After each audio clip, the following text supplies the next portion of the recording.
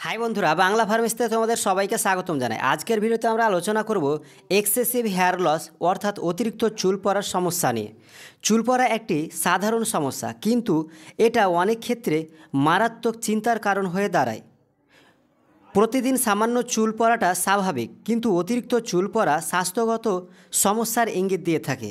তাই আজকের ভিডিওতে আমরা আলোচনা করব এক্সেসিভ হেয়ার লস অর্থাৎ অতিরিক্ত চুল পড়ার কারণ ও তার চিকিৎসা কী হবে, বিস্তারিত আলোচনা করব এই ভিডিওতে।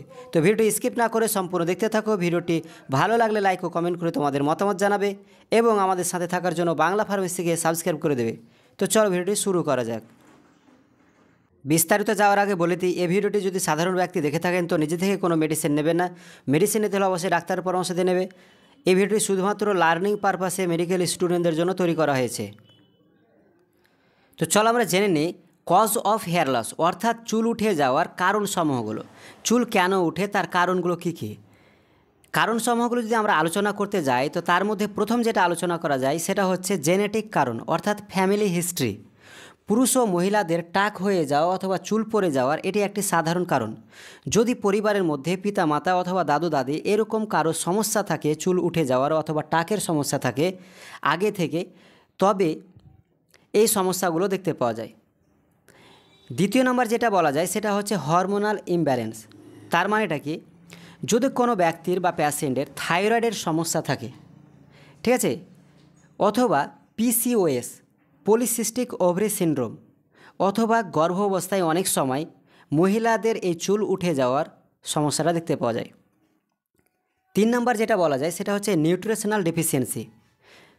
তার মানেটা হচ্ছে যদি কোনো ব্যক্তির মধ্যে বা প্যাশেন্টের মধ্যে আয়রন, ভিটামিন ডি, ভিটামিন বি12, জিঙ্ক এই সমস্ত নিউট্রিশনালের অভাব হয়ে যায়, তবে সেক্ষেত্রে চুল উঠে পড়ার সমস্যাটা দেখতে পাওয়া যায়।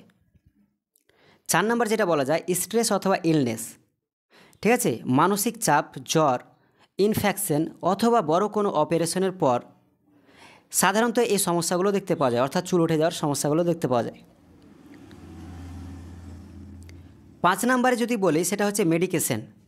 মেডিকেশন তার মানেটা হচ্ছে যদি কোনো ব্যক্তিকে ক্যান্সার হয়ে যায় এবং সেক্ষেত্রে ক্যান্সারের ওষুধ চলে, অথবা ব্লাড প্রেশারের সমস্যা রয়েছে, দীর্ঘদিন ধরে ব্লাড প্রেশারের ওষুধ চলছে, এছাড়াও ডিপ্রেশনে থাকছে, ঠিক আছে, সেক্ষেত্রে ডিপ্রেশনের অ্যান্টি ডিপ্রেশন মেডিসিন চলছে, ঠিক আছে, অথবা অ্যান্টিবায়োটিক অনেক দিন ধরে অ্যান্টিবায়োটিক নিচ্ছে, তো সেক্ষেত্রে এই সমস্যা দেখতে পাওয়া যায়। তো আশা করি পয়েন্টগুলো বুঝতে পেরেছ। এখন দেখে নেব পরবর্তী পয়েন্ট। এছাড়াও রয়েছে স্কাল্প ডিজিজ। যদি কোনো ব্যক্তির স্কাল্প ডিজিজ থাকে, অর্থাৎ ঠিক আছে মাথায় চুলের মধ্যে ফাঙ্গাল ইনফেকশন রয়েছে বা ড্যান্ড্রফ বেড়ে যাচ্ছে, ঠিক আছে, চুল বড় থাকার কারণে, ঠিক আছে, যত্ন না নেওয়ার কারণে এই সমস্ত ফাঙ্গাল ইনফেকশন অথবা ড্যান্ড্রফ দেখতে পাওয়া যায়, যার কারণে হেয়ার লসের সমস্যাটা দেখতে পাওয়া যায়। এছাড়াও লাইফস্টাইল অর্থাৎ অতিরিক্ত হেয়ার কালার।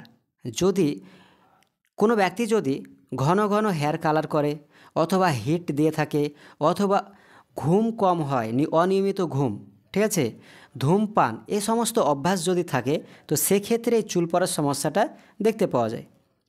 তো এখন আমরা দেখলাম যে কারণ, অর্থাৎ কী কারণে চুল উঠে পড়ে বা চুল হেয়ার লস দেখতে পাওয়া যায়। তো চলো আমরা জেনে নিই এখন যে কোন কোন মেডিসিনগুলো এই চুল উঠা বা হেয়ার লসের জন্য ব্যবহার হয়ে থাকে বা ডাক্তারবাবুরা দিয়ে থাকে। ট্রিটমেন্ট ও মেডিসিন হিসেবে যেটা দেওয়া হয় এক্ষেত্রে সেটা হচ্ছে টপিক্যাল মেডিসিন। টপিক্যাল মেডিসিনটা কি না, তো মিনোক্সিডিল 2% অথবা 5% লোশন মার্কেটে তোমরা পেয়ে যাবে। মিনোক্সিডিল লোশন 2% অথবা 5%, এটা পুরুষ ও মহিলা উভয়ের ক্ষেত্রে ব্যবহার করা হয়। নিয়মিত স্কাল্পে লাগাতে হয়। এটা দিনে 2 বার দিতে হয়। এর কাজ হচ্ছে স্টিমুলেট হেয়ার ফলিকেলসগুলোকে স্টিমুলেট করে, প্রমোটিং হেয়ার রিগ্রোথ অর্থাৎ চুলের গ্রোথটাকে প্রমোট করে, ঠিক আছে। এছাড়াও slowing hair loss in both men and women, পুরুষ এবং মহিলা উভয়ের ক্ষেত্রে যে চুল ঝরার সমস্যাটা রয়েছে সেটাকে কী করে দেয়, কমিয়ে দেয়। আশা করি মিনোক্সিডিলের কাজ এবং তার অ্যাপ্লাই কীভাবে করতে হবে বুঝতে পেরেছ।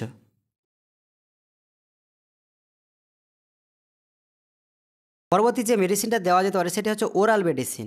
ঠিক আছে, ওরাল মেডিসিন কী রয়েছে, সেটা হচ্ছে ফিনাস্টেরাইড। ফিনাস্টেরাইড 1 mg ট্যাবলেট মার্কেটে তোমরা পেয়ে যাবে। এই ফিনাস্টেরাইড শুধুমাত্র পুরুষদের ক্ষেত্রে দেওয়া হয়। যদি পুরুষদের ক্ষেত্রে এই চুল পড়ার সমস্যা থাকে তবে সেক্ষেত্রে ফিনাস্টেরাইড 1 mg ট্যাবলেট আছে, যেটা একজন অ্যাডাল্ট পেশেন্টকে দিনে একবার নিতে বলা হয়।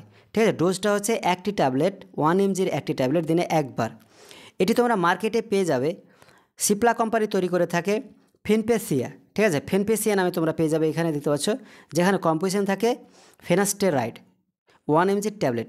এর কাজ হচ্ছে চুল পড়ার যে সমস্যা সেইটাকে প্রিভেন্ট করতে সাহায্য করে, অর্থাৎ চুল পড়াটাকে কমিয়ে দেয়। এটা হচ্ছে পুরুষদের ক্ষেত্রে। যদি এই সমস্যা মহিলাদের ক্ষেত্রে দেখতে পাওয়া যায় তবে কোন মেডিসিনটি দেওয়া যায়?